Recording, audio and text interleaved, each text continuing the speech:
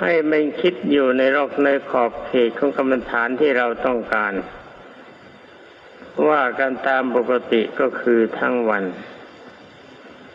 ถ้าจิตเรามีงานอย่างอื่นก็ทำอย่างอื่นไปจิตว่างจากงานนั้นเมื่อไรก็หันเข้ามาเจตจับอารมณ์ของกรรมฐานอย่างนี้ทั้งสมถะและวิปัสสนาจะมีผลกับท่านโดยรวดเร็วแล้วก็เกินคาดอย่างที่บรรดาท่านพุทธบริษัทใช้อารมณ์ฝึกมโนมยิทธิก็ดีฝึกทิพยคุยานก็ดีที่ได้ยากนั่นก็หมายความว่าทิ้งอารมณ์คือไม่ทรงอารมณ์ไว้นี่อย่างหนึ่ง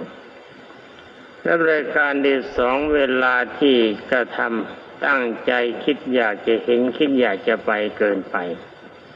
จัดว่าเป็นอุทธัจจะในนิวรณ์5ประการอย่างนี้